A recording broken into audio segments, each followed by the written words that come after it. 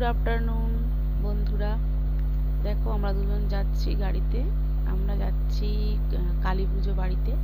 3 দিন ভোর নিমন্ত্রণ ছিল, আমরা যাইনি, তো লাস্ট দিনে যাচ্ছি, ওরা অনেক করে বলেছে। যাচ্ছি, অনেকটাই দেরি হয়ে গেছে, এখন 2টো বেজে গেছে। তো হঠাৎ করে মনে পড়লো যে মিষ্টি নেওয়া হয়নি, সেই জন্য আবার বাড়ি থেকে ব্যাকে এসে মিষ্টি নিয়ে আবার ওদের বাড়িতে যাব। তো সেখানে আমার ছেলে আছে আর কার্তিক আছে, ছেলের থ্রুতেই নিমন্ত্রণ আর কি।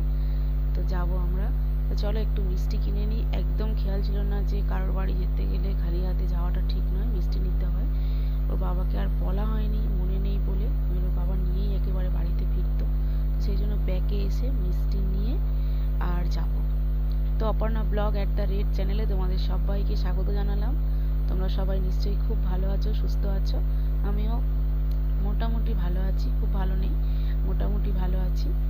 তো ওর বাবা যাচ্ছে মিষ্টি আনতে, দেখা যাক কি মিষ্টি নেয়। তো যা কিছু হয় তোমাদের সাথে শেয়ার করার চেষ্টা করি। আজকের বাড়ির কিছু দিলাম না, বাইরে এসেছি বলে বাইরের কিছু ভিডিও দিলাম তোমাদেরকে।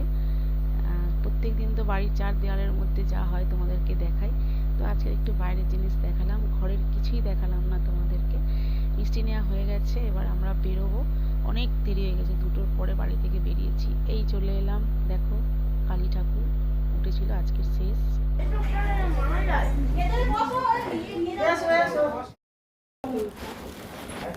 এদের উঠে ওষুধটা খেয়ে নিবি, ঠান্ডা লেগে গেছে।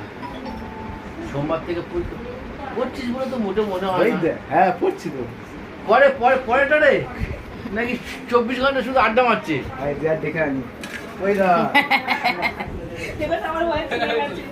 জানে তো বলে দেবে, ওই জন্য চলে গেছে। আমরা চলে এসেছি, জল খাওয়া হয়ে গেল, খাওয়া দাওয়া করেনি।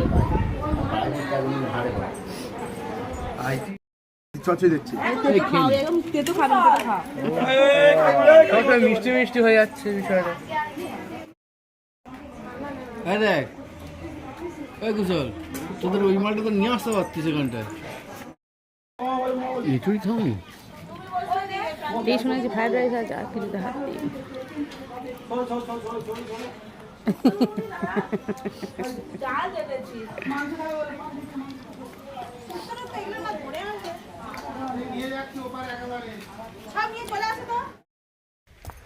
হয়ে গেল আমাদের খাওয়া দাওয়া, বাড়ি ফেরার পালা। বাড়ি ফিরবো, ওর বাবা যাচ্ছে বাইক আনতে, ওই যে, আর ওইদিকে ছেলেপুলে এগুলো দাঁড়িয়ে আছে, একসাথে যাবো বাইকে।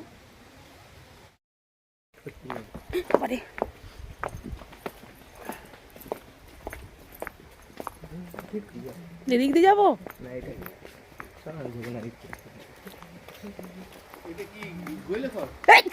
ওদের রান্না করতে।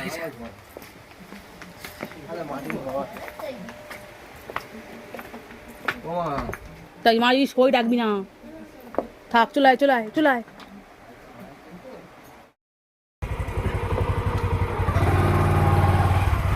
দেখো দেখো কি করছে, দেখো পাগলি হয়ে গেছে, পাগলি হয়ে গেছে, আবার আসছে।